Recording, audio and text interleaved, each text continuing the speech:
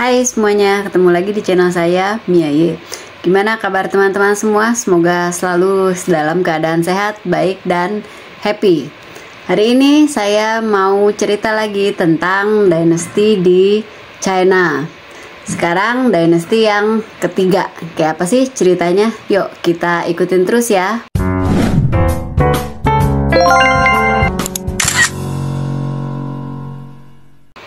Dinasti ketiga di China adalah dinasti Zhou. Ini dinasti yang berkuasa sejak tahun 1045 sampai 221 sebelum Masehi. Nah, kalau di di cerita saya sebelumnya tentang dinasti Shang, dinasti yang kedua, itu kan dari tahun 1600 sampai 1046 sebelum Masehi. Sedangkan dinasti yang ketiga ini dimulai dari 1045 sampai 221 sebelum Masehi. Ini sumbernya masih sumber yang sama yang saya baca. Jadi saya rasa ini mungkin masa peralihan dari dinasti yang lama ke dinasti yang baru gitu. Karena setelah saya cek peralihan dari dinasti yang sekarang yang Zhou ke dinasti yang baru nanti dinasti Qin, itu tahunnya sesuai dengan tahun berakhirnya dinasti yang sekarang gitu. Jadi mungkin memang ini masa peralihan, tapi ya saya rasa nggak usah terlalu dipusingin ya, karena kalaupun ada miss, ini cuman beda-beda 1 tahun aja kok, nggak beda yang sampai selisih yang banyak gitu. Oke ya teman-teman. Di masa ini, dinasti Zhou muncul filsafat dan agama besar yang menjadi dasar kepercayaan Tiongkok di era selanjutnya, yaitu Taoisme dan Konfusianisme. Taoisme akhirnya kan menjadi agama yang tertua yang ada di Tiongkok gitu. Sementara Buddhisme baru masuk ke Tiongkok pada masa dinasti Han. Jadi ketiga kepercayaan ini, Taoisme, Konfusianisme, Buddhisme, boleh teman-teman scroll di beranda YouTube saya, cari video-video yang khusus mengupas tentang Konfusianisme sendiri, Taoisme sendiri, dan Buddhisme sendiri gitu ya. Dinasti Zhou dibagi menjadi 3 periode, yaitu periode dinasti Zhou Barat, lalu periode musim semi dan musim gugur, dan yang ketiga adalah periode negara-negara berperang. Dalam sejarah disebutkan seorang penguasa klan Zhou yang bernama Wu ini naik tahta menjadi kaisar pertama dinasti Zhou setelah ia berhasil menggulingkan kaisar Zhou dari dinasti Shang, dinasti sebelumnya. Jadi setelah naik tahta, Wu kemudian diberi gelar sebagai Zhou Wu Wang. Jadi kaisar Wu dari dinasti Zhou. Di video saya sebelumnya diceritakan sedikit bahwa kaisar terakhir dinasti Shang jatuh karena karakternya yang buruk selama kepemimpinannya, sehingga akhirnya rakyatnya sendiri memilih membelot dan berkomplot dengan musuh untuk menjatuhkan sang raja ini gitu. Dan kejatuhannya ini sama dengan cara kejatuhan pemimpin terakhir dinasti sebelumnya, yaitu Kaisar Jie dari dinasti Xia. Diperkirakan kekaisaran Zhou berpusat di sekitar Sungai Kuning. Wilayahnya belum terlalu luas dan klan atau suku yang berkuasa saat itu adalah suku Qi. Lalu seiring berjalannya waktu, wilayah kekuasaan mereka menjadi bertambah luas dan berbagai klan yang kuat bermunculan. Ini mendukung kekuasaan wilayah mereka menjadi semakin luas lagi. Ini gambaran wilayahnya, wilayah kekaisaran Zhou yang sudah semakin luas.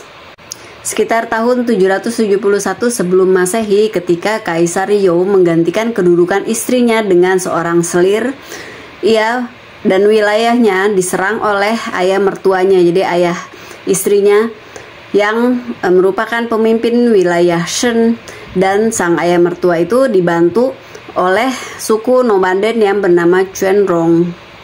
Karena kejadian itu, penguasa di beberapa wilayah kekaisaran kemudian memproklamirkan putra sang ratu yang bernama Ji Yiqiu untuk naik tahta menggantikan ayahnya. Ia kemudian menjadi raja dengan gelar Chou Pingwang. Pada tahun 770 sebelum Masehi, ibu kota kekaisaran dipindahkan ke timur dari Haoqing di Xi'an ke Luoyang yang sekarang ini menjadi wilayah provinsi Henan. Dan ini menandai dimulainya dinasti Chou Timur yang berkuasa sejak tahun 770 sampai 221 sebelum Masehi. Penurunan tahta kaisar sekaligus perpindahan ibu kota kekaisaran ini menandai berakhirnya klan Qi, klan yang sebelumnya berkuasa, dan digantikan oleh klan lain yang saat itu menjadi lebih kuat, yaitu klan Chou.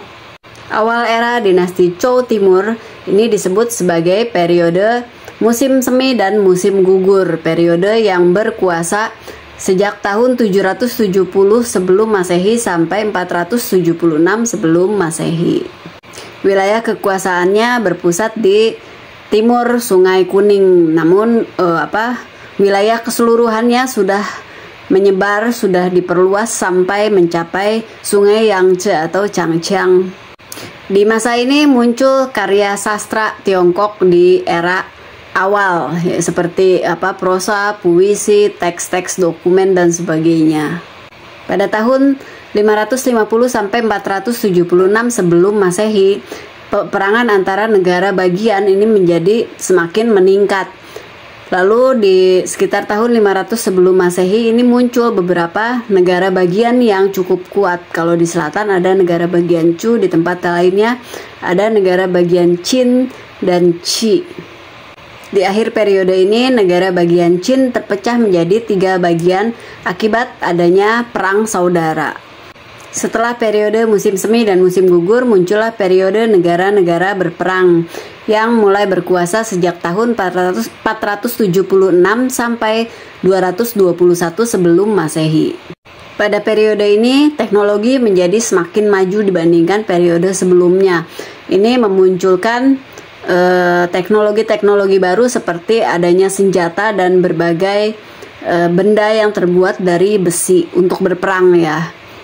Nah, kemunculan teknologi baru ini mungkin karena pada periode negara-negara berperang ini, peperangan ini semakin meningkat. Kalau sebelumnya di periode Chunchu, periode musim semi dan musim gugur, itu keadaan relatif damai, kecuali pada bagian-bagian akhir menjelang pergantian periode. Nah, di periode yang baru ini banyak sekali terjadi peperangan memperebutkan wilayah kekuasaan. Dan keadaan itu terjadi selama 200 tahun. Coba bayangin selama 200 tahun itu keadaan menjadi sangat tidak aman, penuh dengan peperangan di mana-mana. Nah, di periode ini juga mulai dibangun yang namanya tembok besar atau The Great Wall of China.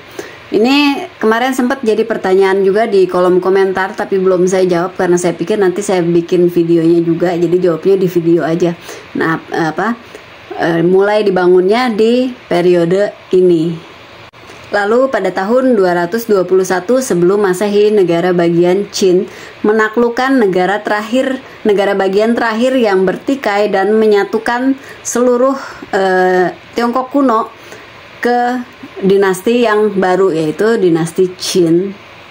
Tapi itu di cerita yang lainnya lagi ya. Nah, kalau gitu sekian dulu video saya hari ini. Semoga suka, semoga bermanfaat. Terima kasih yang sudah menonton dan yang sudah selalu mendukung channel ini. Sampai ketemu lagi di video-video yang lainnya. Salam.